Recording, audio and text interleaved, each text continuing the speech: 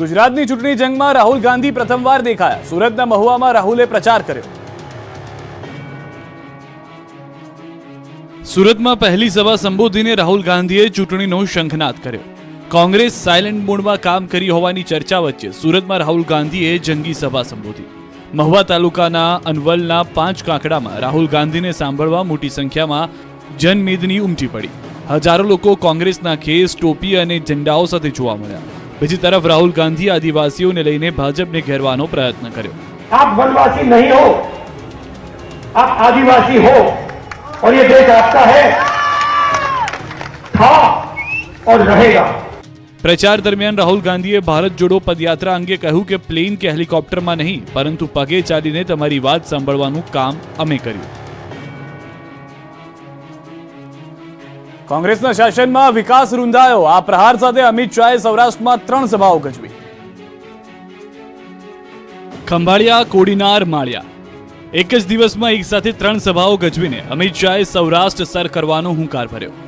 દ્વારકાના ખંભાળિયા, ત્યારબાદ જૂનાગઢના કોડીનાર અને પછી મોરબીના માળિયામાં અમિત શાહે ઝંઝાવાતી સભા સંબોધી।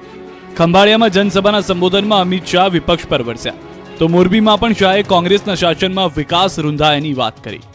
શાહે કહ્યું કે કોંગ્રેસના નેતા પાસેથી કામનો હિસાબ માંગો તો કોરા પાના સિવાય તમને કંઈ નહીં મળે।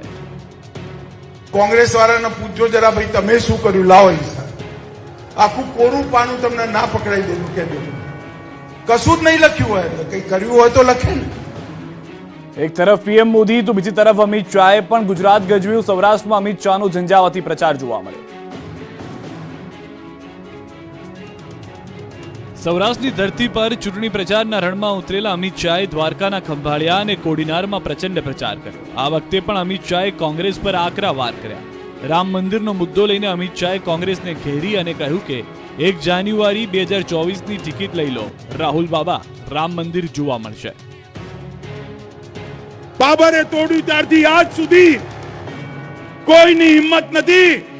આ ગુજરાતની જળ ધરતીના પનોતા પુત્ર નરેન્દ્ર મોદીએ રામ જન્મભૂમિનો શિલાન્યાસ કર્યો। રાહુલ ગાંધીના ભારત જોડો આંદોલનમાં મેધા પાટકરની હાજરીએ ગુજરાતનું રાજકારણ ગરમ કર્યું। આ મુદ્દે પણ અમિત શાહે પ્રહાર કરતા કહ્યું કે નર્મદાનું પાણી એને લીધે જ મોડું પહોંચ્યું। દ્વારકામાં રાજ્ય સરકારે દૂર કરેલા ગેરકાયદેસર દબાણોની કામગીરીની પણ અમિત શાહે પ્રશંસા કરી।